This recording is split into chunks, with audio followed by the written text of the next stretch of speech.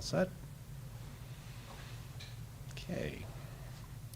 Good afternoon. Thank you for joining us for our COVID-19 update for July 29th, 2020. Joined, of course, by Dr. Gail Burstein from our Department of Health. Jen from Deaf Access Services will be providing the American Sign Language for you today. So thank you all for joining us. The explosion of noise over there. We're fine. As always, we just give this little proviso that the information is provided in the PowerPoint presentation is the latest we had as of the time we prepared it. It can always change and often does. As of the close of business yesterday, there were 8,235 total positive cases since the beginning of the outbreak. This is tested out of 210,953 specimens. Once again, these are individualized cases. These are not repeat cases. So if someone tests positive and they test later positive again, that is not included in this. So there were 8,235 people who tested positive. Of those who tested positives in Erie County, 669 have died. We added, unfortunately, announced another 6 names, or not names, but 6 people who had died since at least last Wednesday that we were able to confirm. Most of these were from Friday through Monday, but there was at least one that dated back to Wednesday. We didn't have the data on originally. These are all lab-confirmed cases before death, so these were not tested positive post-death. And of course, there are no presumed positive cases that we keep records of in Erie County. So when people are out there saying, oh, these are all presumed positive, these are all positive cases that tested positive out of a lab. And as of July 31st, there were 31 individuals admitted to Erie County hospitals for COVID-19. 8 individuals were in the ICU, 4 required an airway assist. That was an increase of 1 from the day before, in which it was 32 hospitalized in Western New York and 9 in the ICU. Actually, excuse me, it was 2 increase from the day before. It was 31 on July 27th. It was 29 on July 26th. ICU's numbers and airway assists have stayed the same over the last 2 days. And thankfully, over the last 3 days of data that we have with regards to Erie County hospitals, there have been no deaths in hospitals as a result of COVID-19. And we've been generally under 40 patients in Erie County hospitals for the last 2 weeks. And ICU patients, other than one day on the 25th, have generally been in single digits. So that's a good sign. Cases by age and gender, this has been pretty static throughout, except, of course, we're seeing the increase in cases in the 20 to 29-year-old age category.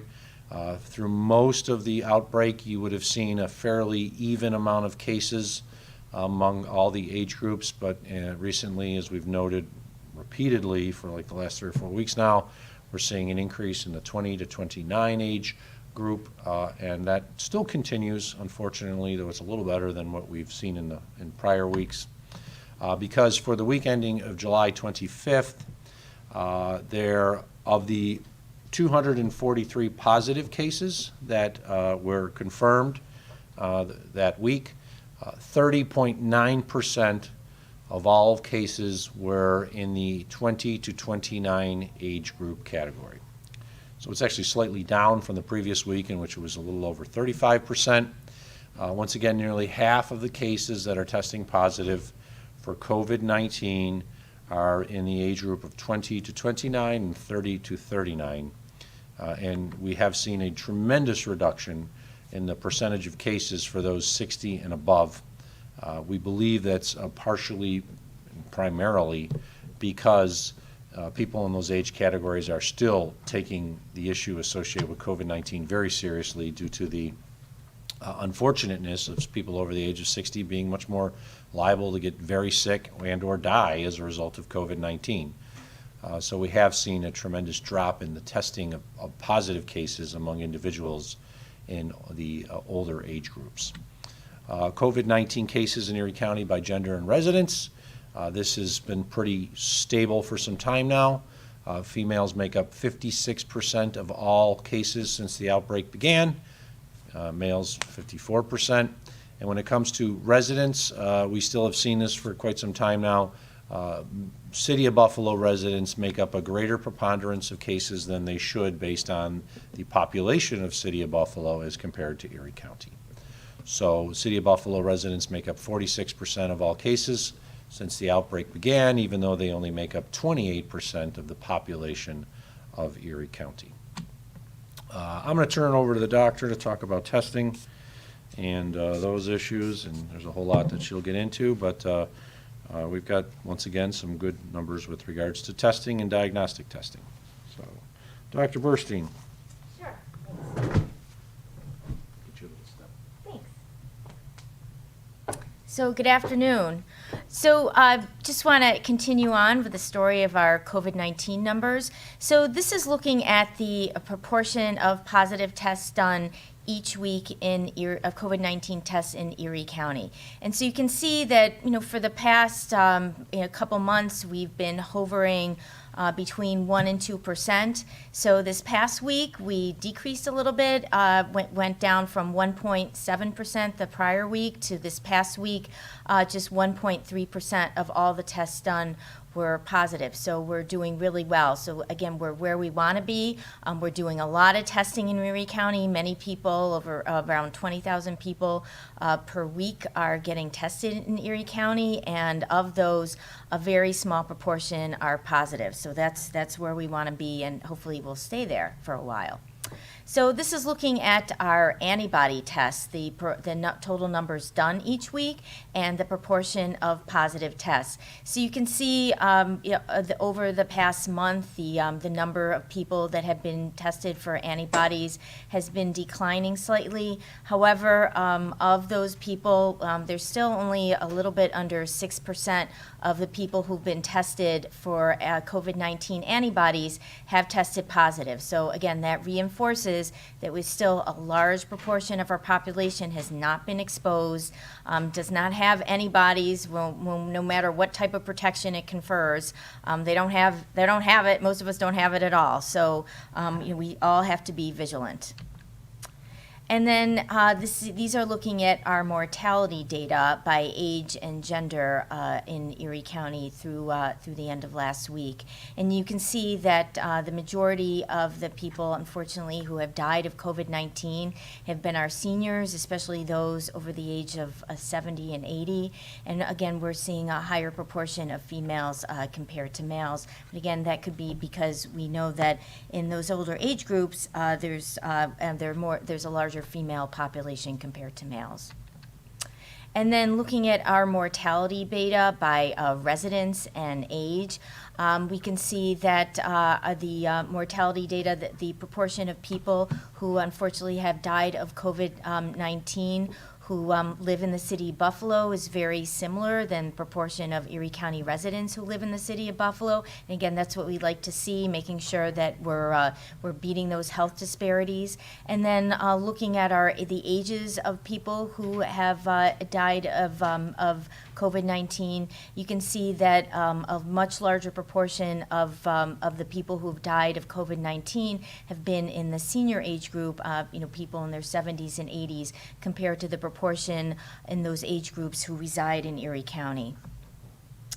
And then again, looking at our mortality data by race, ethnicity, we're where we want to be. So the proportion of people who unfortunately have died of COVID-19 in Erie County who are categorized as white is the same as the proportion of Erie County residents who are white, and it's true for blacks or African Americans. That proportion of those who unfortunately have died of COVID-19 or are classified as black or African Americans is the same as the proportion of in Erie County residents. So again, working with our community partners to address those health disparities.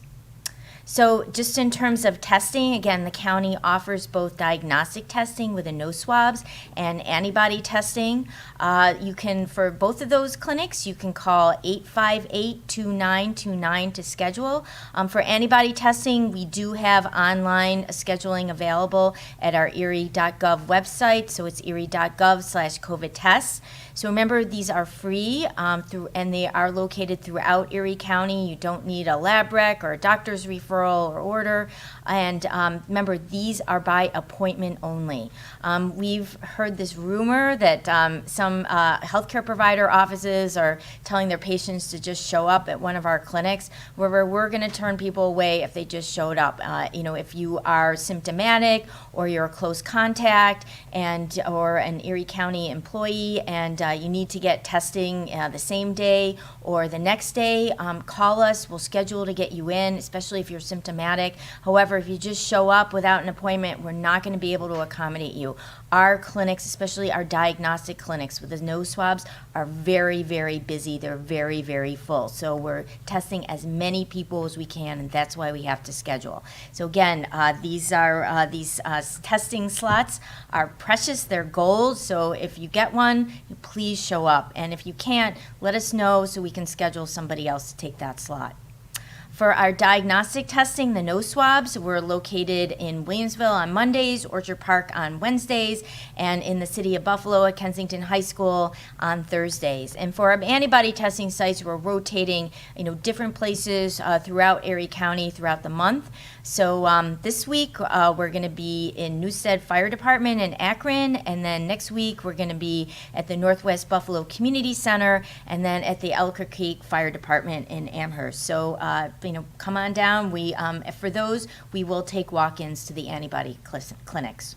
And then if those don't fit your needs, we have a interactive map on our Erie County website at erie.gov/COVID test sites, where you can look to see where testing is available in a location that's closest to you. So you just click on one of the purple stars and you'll get information about the test site, the tests they're doing, and if you have to pay or not, or and if you have to make an appointment. So check those out.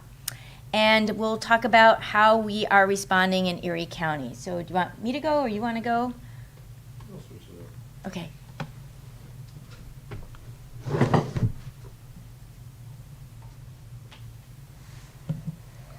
Thank you, Doctor.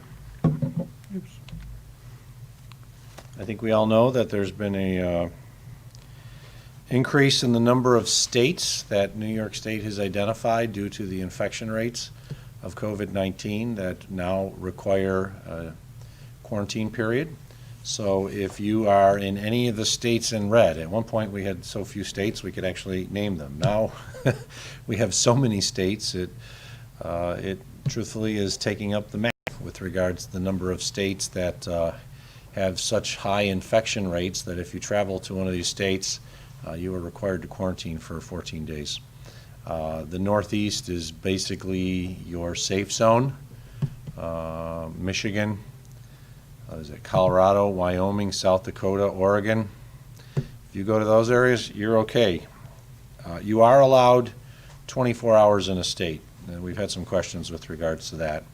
So if you are in Virginia and you were just there for 24 hours, you are okay. But if you were there for an extended period, stayed overnight, went to a restaurant, you are required to quarantine. We do want people to understand that this is serious. There are, I know our Department of Health, through our contact tracers, are keeping track of hundreds and hundreds of individuals that have arrived by airplane. We get that information from the New York State Department of Health. There are others, of course, that are coming in from other parts of the country by vehicle.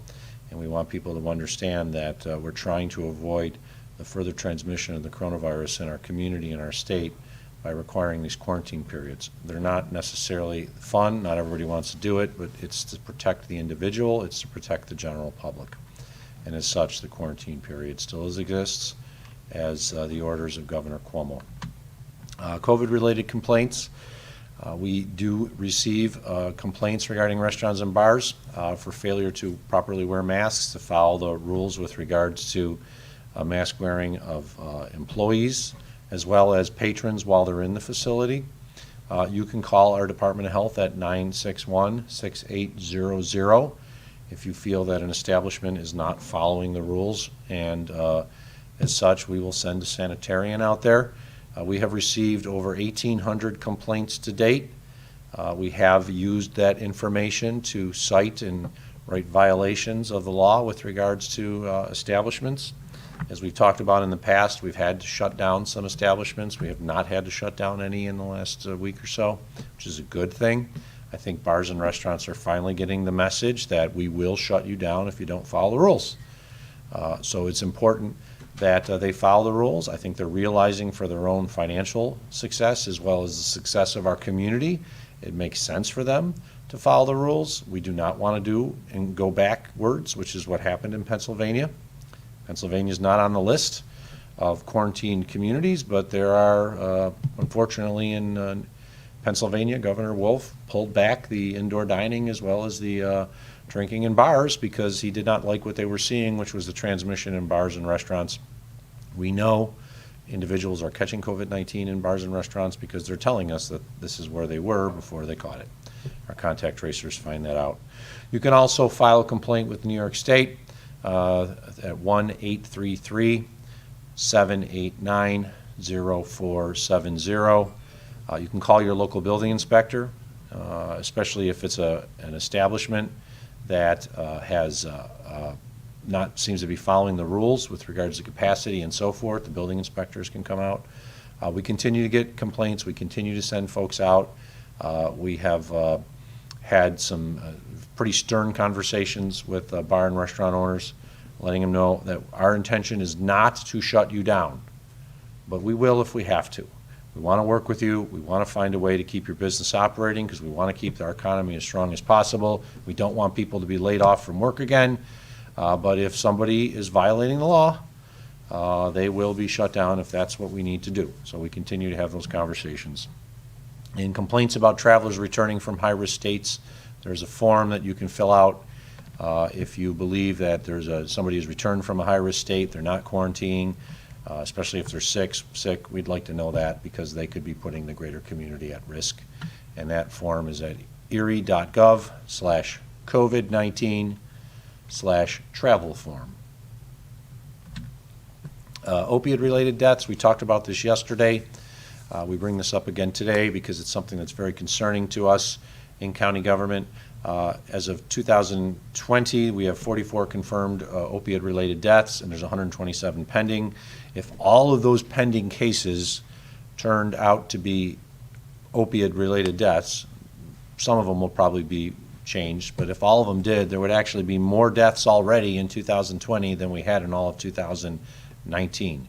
We've had 3 straight years of declining deaths with regards to opiates. We were heading in the correct direction and going back to what would be considered more of the traditional number of deaths that we would see on an annual basis in Erie County as a result of opiate overdoses. And now we're seeing increases in deaths associated with opiates that are being spiked, primarily fentanyl, being laced into cocaine.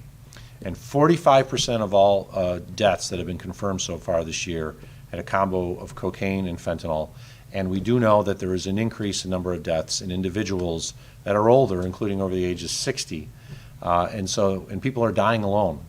And I do know from some circumstances, has been relayed to me, they are often being found days later by family members after they died. It's not a pretty sight. It's a sad sight that somebody is using cocaine for whatever reason, thinking it's a safe, harmless drug. Of course, cocaine is not a safe, harmless drug, but as I noted yesterday, when you lace cocaine with fentanyl, it is a death sentence. And so we want people to understand help is available. You can call our opiate addiction hotline, our 24-hour helpline at 831-7007, and we can help you with regardless of whatever your addiction might be. If it's an opiate-based, cocaine, alcohol, of course, is one of the largest addictive substances we know. We're here to help you, and it's a 24-hour number, and a professional is on the other end of the line to help you. When I first talked about this earlier this year, people laughed, they made a meme out of it, they put me on a shirt, thought, ha ha ha, pulling cards, saying, wash your hands, don't do cocaine. Well, since I said that, there are people in Erie County who've died from overdoses as a result of taking cocaine that is laced with fentanyl, and that's a very sad, sad fact because it could have been prevented. And when we talk about this, we'd say you're not alone. We have emergency Narcan boxes across the community. We provide Narcan for free. There's lots of help organizations out there, not just from the Erie County Department of Health or the Erie County Department of Mental Health. And we want people to understand that you can get assistance, including you can text for Narcan, and it'll be distributed to you, no questions asked, if you text to 225-5473. And then we offer emergency Narcan boxes for businesses. You often see them in hotels. You often see them in restaurants. We're starting to get requests from churches. We certainly have gotten requests in the past from schools, and we will provide them wherever they are requested. So please, if you are using drugs of any kind, especially those that are originally just opiate-based, if people are using heroin, they know what they're getting themselves into. But if you're using cocaine, you might think it's a safe drug. It's a party drug. I've used it for the last 25 years. I've never had a problem. You could die from it, and people have died in our community from it, and that's really sad because it is preventable. We are announcing, and we announced just recently, that we are having a special COVID-19 test site this Friday from 10 a.m. to 2 p.m. at the New Zion Baptist Church at 313 High Street in the city of Buffalo. Our contact tracing team from the Department of Health has identified a set of individuals who've tested positive of COVID-19, who have all identified that they've attended activities and services together at the New Zion Baptist Church. The test clinic is available and open for members, their families, households, and the local community, those that may have gone to New Zion to make deliveries and the like. This is the only time, Dr. Burstein talked about, you got to have an appointment. This is the only time that we are having a no appointment necessary because of we feel is the very important nature of this, because we know individuals have been exposed to others who have tested positive for COVID-19 at New Zion Baptist Church. I want to thank the pastor there who's working with us. The actual testing site will be in the parking lot of the church. He understands the severity of this matter. All it takes is one individual. All it takes is one person to have COVID-19 and be asymptomatic and not know it and spread it to others, and this is an example of one such incidence. We haven't talked about locations where people have frequented because we generally have not seen clusters. It's not surprising for someone to say that I had COVID-19 and I went to a grocery store, or I went to a church, I went to this, I went to that, but this is a situation where our contact tracers identified a known location where multiple people who all tested positive said they were, and they're not necessarily people from the same family. So we know that individuals in all likelihood contracted COVID-19 when they attended church services or activities at New Zion Baptist Church in Buffalo. I'll turn it over to Dr. Burstein to talk about some honor that Mark Kowalski from the Erie County Department of Health received.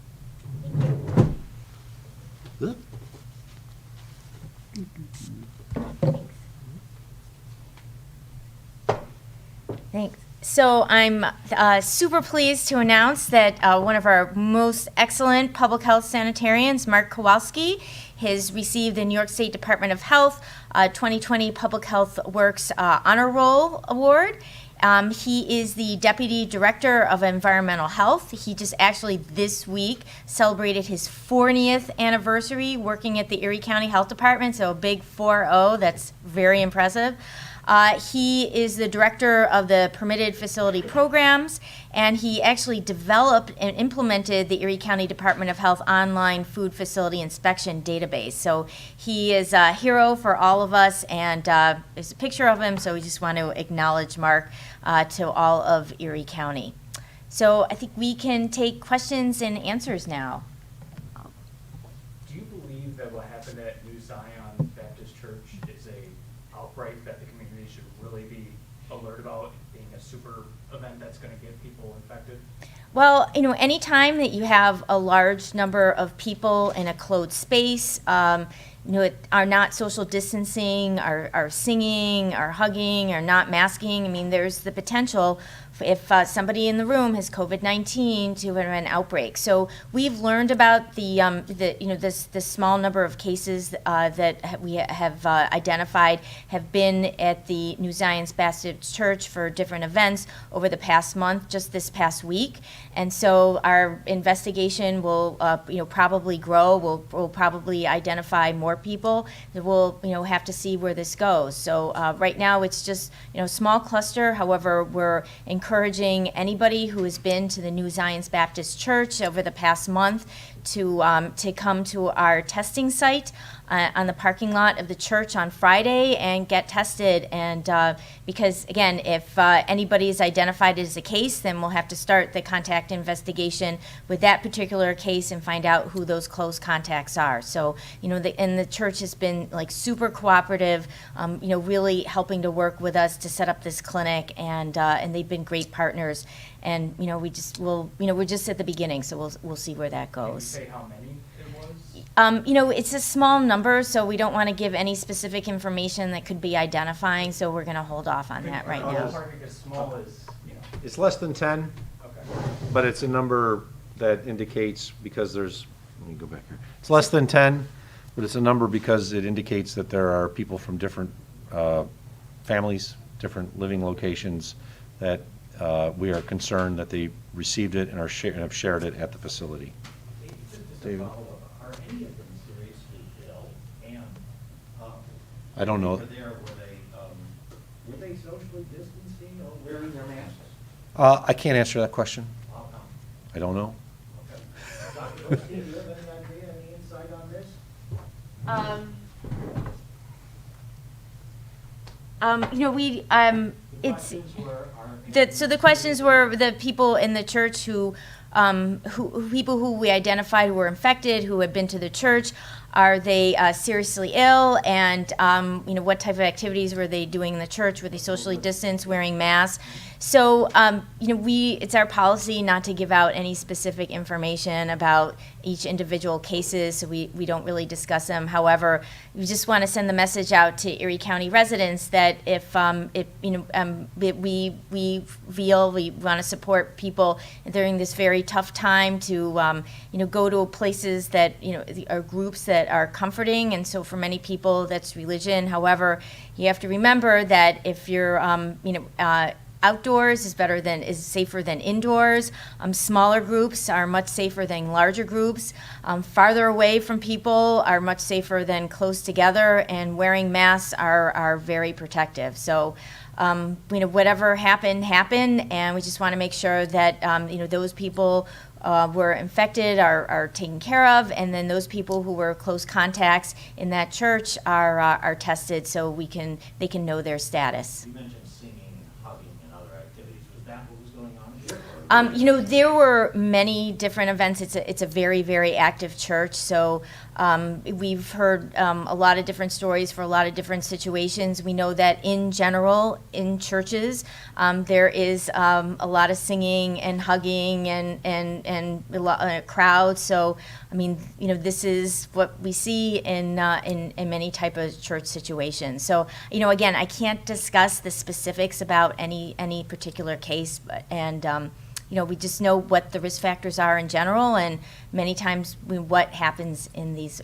places of worship. How have you gone about just communicating with the church and the congregation, to just kind of inform people about this testing clinic and why it's important that they may take advantage of this to prevent something even worse? The question was, how are we going about to inform the public and those associated with the church about the testing clinic? We have, first off, I want to thank the pastor who's done a very good job of working with our Department of Health. They're sharing that information with their congregation. They're putting it on their Facebook page, and we are announcing it now, just in case someone does not get that information directly from the church. They are concerned, just like anyone, because when you hear that you've had a member of your congregation or your family test positive, it concerns you. But then when you find out that multiple people from your congregation or your family, so to speak, are testing positive, you want to let the rest of your family know. And as someone who's attended many church services, including Baptist churches, Kojic and so forth, it's treated like family. It is family. The members of the congregation are family, and they feel like if they owe an obligation to the rest of the family members, when they talk about it, they talk about their brother, their sister, even though they may not be their brother or sister, but they feel that way in the church family, so that they want to share that information. So I feel comfortable from our point of view that that information will be shared with the members of the congregation, but we also want to let others who may have come in contact with the church, like if there was a delivery that was made at the church, and there's a driver who was a delivery driver who made a delivery to the church, they understand that if they were there during this most recent period, they should get tested too, because they may have come in contact with someone who could have had COVID-19 and not know it. So we just want the general public to be also an understanding that there is a possibility, if you came in contact with at the new Hope Zion Church, if you were either there in person or you came in contact with someone who's a parishioner, a congregant, that you should be aware that we are offering this testing clinic for that purpose. Sandra? Your hospitalization numbers for COVID-19 for the past several days have been pretty low. I mean, it's been pretty level overall. Pretty stable, yeah. Right, but they've been the lowest, the numbers have been the lowest they've been since late March. Given the fact that we are in the phase 4 reopening, does that surprise you that the numbers have remained low and continue to stay low despite the fact that we reopened in phase 3, phase 4? The question was with regards to our hospitalization, how they've generally been stable, but does it surprise me, considering we're in phase 3 and phase 4, that they continue to stay low? I'm happy that they're staying low. I'll just go back one slide, and you can see this is the total hospitalization for Western New York, in which the vast majority of these cases are Erie County based. And you'll see we had the drop, and then we saw a bump, and we were highlighting that this bump is going up, and it was directly related to reopening. And we think people started to say, hey, we don't want to go backwards. I hear a lot of that from the public. We don't want to go backwards. And as a result, I think more precautions are being taken, because they've seen what's happened elsewhere. They saw what's happened in the South, in the Midwest, in the West. California was shut down for months. My brother lives in California. I haven't talked to him in a little bit of time, but he was like, we can't really do much of anything. And then they started reopening things again, and their numbers shot through the roof. So I think after everything we went through in March and April and May, the general public is taking it seriously. Not everyone is, but the vast majority of people are. If you go into a supermarket, you're pretty much going to see everybody wearing a mask. If you go in the store, you're going to see everyone wearing a mask. When I go out, stop off at a store, I can see people getting out of their cars, holding their mask in their hand, and when they walk up, they put the mask on. So people are taking it seriously, and I think that's why our hospitalization numbers are lower. Because people understand if we go about our business as if COVID-19 is gone, then we're going to see those numbers shoot up. And I also believe, and I think we saw it with regards to the new cases and how this very small percentage of new cases are people in their older age group, that we're seeing seniors really take precautions, only going out to certain locations, only being with people that they know and trust. If they have to go somewhere else, making certain they wear a mask. And I think that's a big, big factor of it, because remember, when it comes to hospitalizations, you are more at risk the older you have or if you have an underlying condition. And if you are older and have an underlying condition, you are really at risk. So I think you're seeing more people take it seriously if they have an underlying condition, if they're older. And when we have a preponderance of the cases being in the 20 to 40 year age group, those are the individuals who can be hospitalized but generally aren't as high at risk to be hospitalized. So considering nearly 50% of all our new cases are those between the age of 20 and 39, it's not totally surprising to see our hospitalization numbers are not jumping up. But it's not to say you can't be hospitalized, because I do see the statistics associated with who's hospitalized on any one day by age. I don't get the names, but I do get the age ranges. And there are people who are hospitalized in Erie County hospitals that are in between the ages of 20 to 29 and 30 to 39. It's just very few. So I think you see the older population is taking it seriously, and the younger population that is more at risk, and the ones that are more at risk for contracting it because they're not following the rules per se, if they catch it, they're much less at risk for being hospitalized. And I think that's the primary reason why. David. Yes, sir. Thank you. I'll come back to you, Michael. You, and then uh, Riley. you do keep mentioning the 20-somethings and the numbers regarding them, and oftentimes you cite examples of their tendency to go out to bars and party, but at the same time, a viewer wants to know that isn't it also true that 20-somethings may have jobs that probably made them non-essential generally before, and now they're returning to work. In fact, rather than some proclivity to party all the time, it might have more to do with their rising numbers because they're going back into work as waitresses and waiters and entry-level positions. The question was, is it possible that the 20 to 29-year-olds who are a higher percentage of the new cases are because they are working in what were previously non-essential positions and are now going back to work? Yeah, it's possible. I don't have the answer to that because I don't know the particulars associated with these individuals' jobs. Our contact tracers would. They would contact them. Where do you work? What do you do? Is it possible? Yes, it's possible. Michael. I spoke today with the Niagara County Public Health Director, and he shared concerns that he had within Niagara County that there's fewer testing sites because they're not getting a supply of coronavirus tests that are coming in through the various providers in the area. Is there a similar situation here in Erie County, and is there a long-term concern that we might not have tests anymore? The question was, is there concern with regards to testing and testing sites in Erie County, considering there are concerns elsewhere, including Niagara County? We have a steady supply that's coming in for the Erie County Department of Health. There are concerns about other locations that we're relying on third-party providers for reagents and so forth. I'll turn it over to Dr. Burstein to talk a little bit more, but we feel at this point we can meet the continual need that we are receiving and the calls that we are receiving through the Department of Health. If we were required to do every test because no one else could do testing, that would be very concerning because we do not have enough reagent to do that on a normal basis. I'll turn over to Doc. Sure, thanks. So, we could see from our Erie County data that we're still doing a lot of testing in Erie County. So you can see for the past week, there were almost 20,000 tests, and that's true for the previous few weeks. So people are still getting tested. We know that it's taking a longer period of time for most labs to get the results back just because of high demand and reagent shortages. And however, I haven't heard of any testing sites per se closing down. I know the hospitals have, they've had to narrow down who they're testing because they're doing testing of their patients, their staff.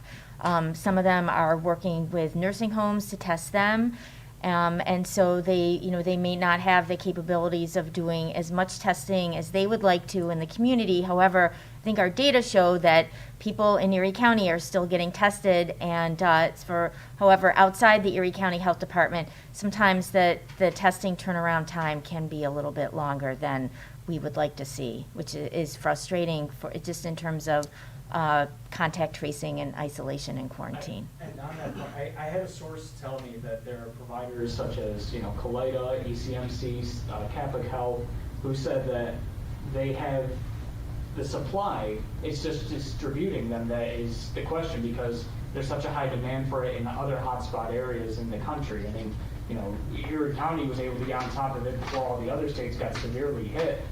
Long-term concern, though, are you still going to be able to get that steady flow?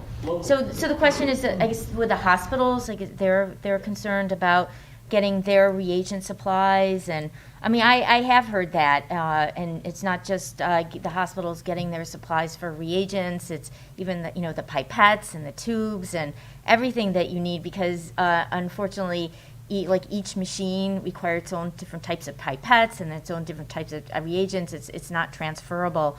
So as again I mentioned, the hospitals have told me they've had to cut down a little bit on who they test, but to get to specifics for each hospital, you'll have to ask them. You had mentioned last week, a week ago, Dr. Burstein, how you get this steady supply from the CDC, but it is limited.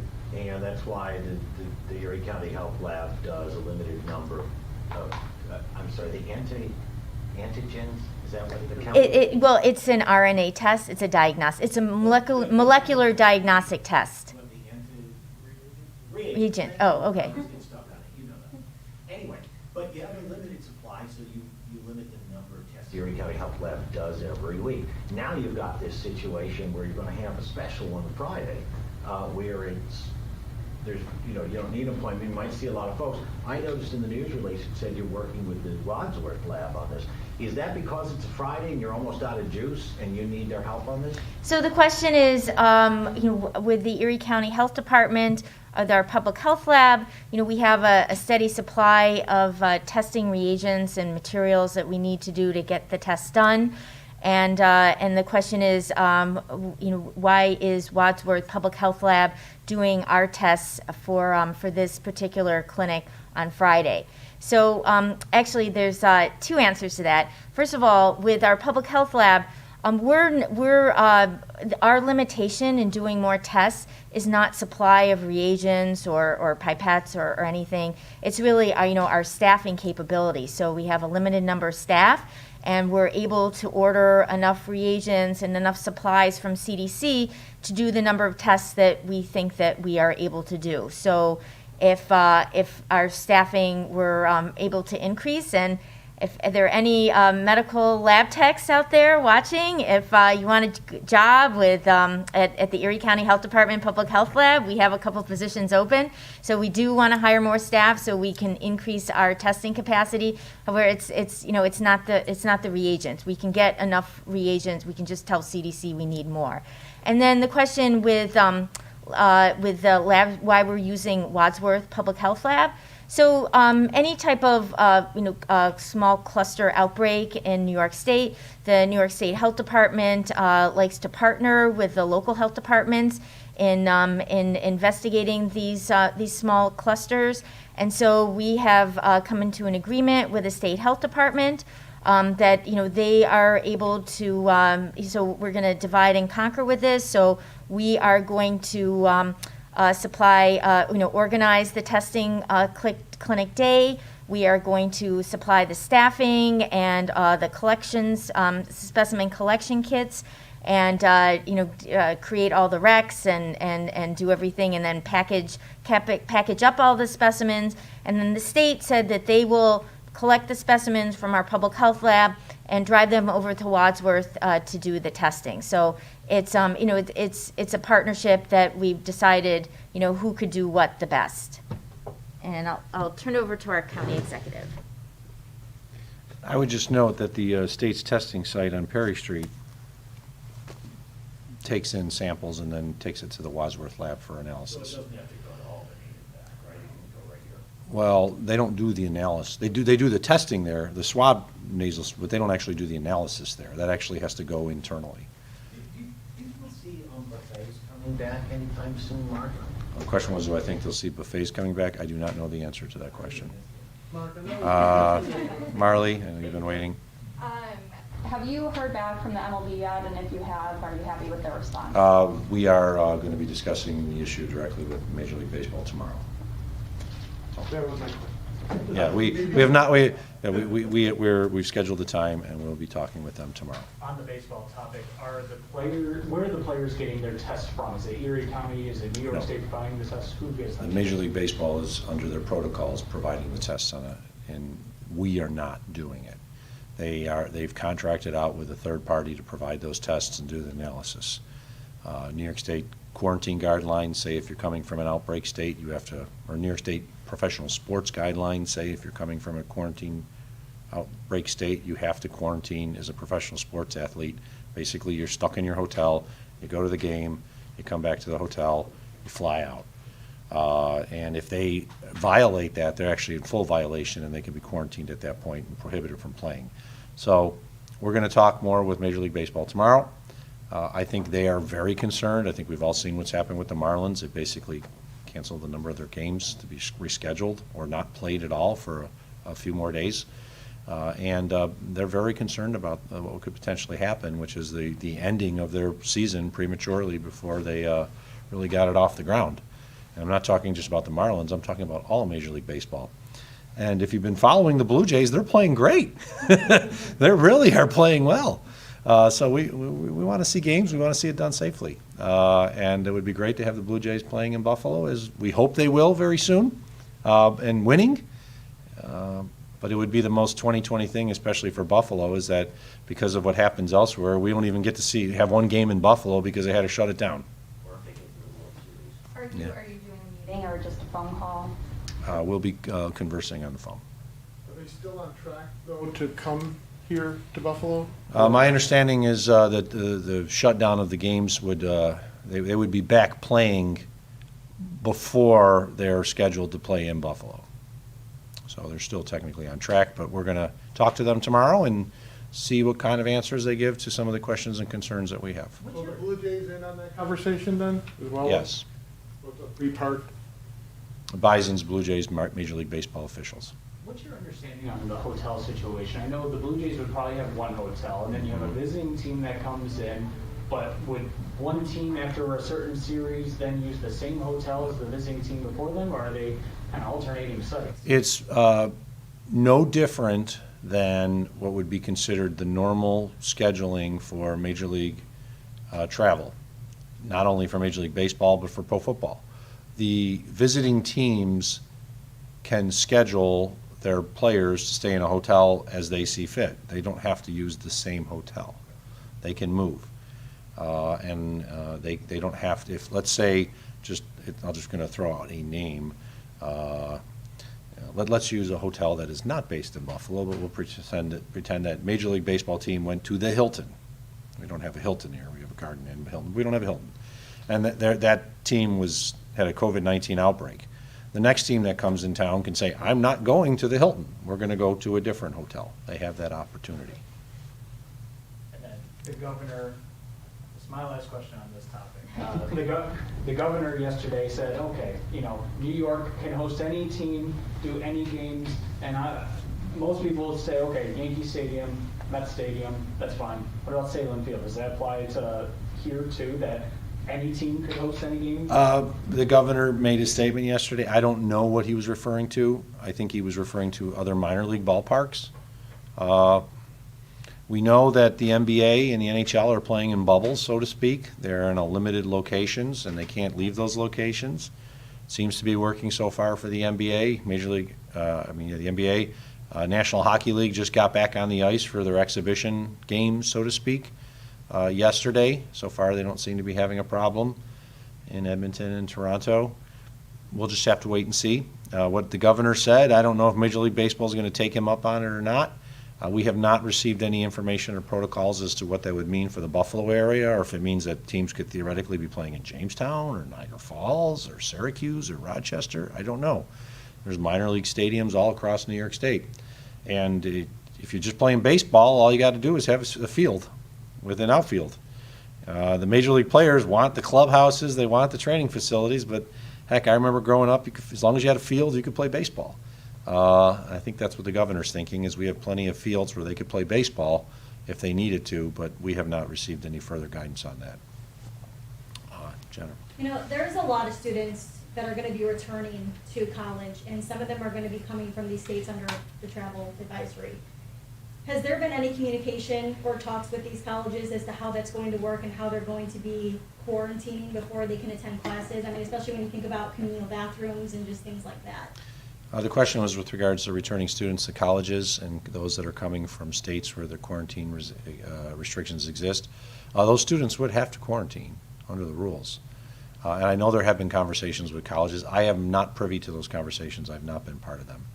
It is basically the New York State Department of Health that is working with the colleges through the New York State Education Department to ensure that those standards are being met. You'd have to talk to the New York State Department of Health and New York State Education Department for more on it. Sandra? Just a related matter, for public schools, there's been a lot of discussion about how school districts are supposed to be partnering with the Department of Health regarding coming up with plans if there were any COVID-19 positive cases. I don't know if there's anything more to say on that. Well, with regards to school districts and coming up with plans with the local health departments, we are not responsible to come up with, to tell them what their plan should include, nor approve their plan. It is New York State, that is. We've had questions. We've had lots of questions that have come in to the Department of Health, and we've answered those questions. But as we've told school districts, you don't send your plan to us for approval. That's not how it works. We're here to answer your questions, but we are not here to draft your plan for you.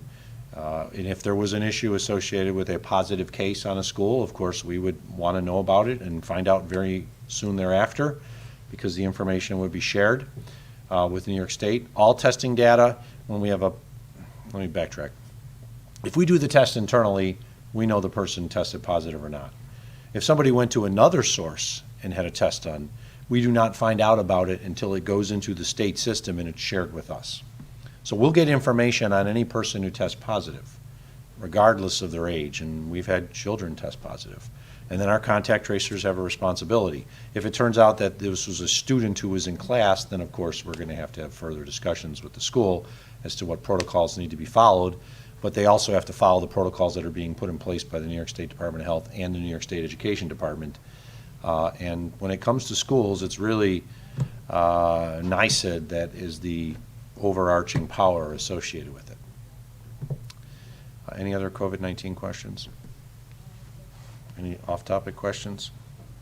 If not, just want everyone to continue to follow our rules. Wear your mask when you're out in public and you can't safely socially distant. Once again, there is a pop-up clinic that is going to be held this Friday for those who may have been in contact or attended events or services at the New Zion Baptist Church. The clinic is from 10 a.m. to 2 p.m. No appointment is necessary. It's the only time we will not have a no appointment necessary. We want people who may have been in contact to get tested. It's free. There's no cost. It's a pop-up clinic in the parking lot. It's basically a drive-through clinic. It is available for the community, and we want people to take advantage of it. As always, to everyone else out there, please be safe and well. We've done a very good job over the last month in controlling the spread of the coronavirus. We do not want to see the increases that they're seeing in other parts of the country, so if we continue to follow the rules, we continue to wear our masks, we will all be better for it. And you know what happens if we're all better for it and we keep the infection rate down? Not only will the kids be going back to school, hopefully the Buffalo Bills will be playing in the fall. Take care, everyone. And we'll have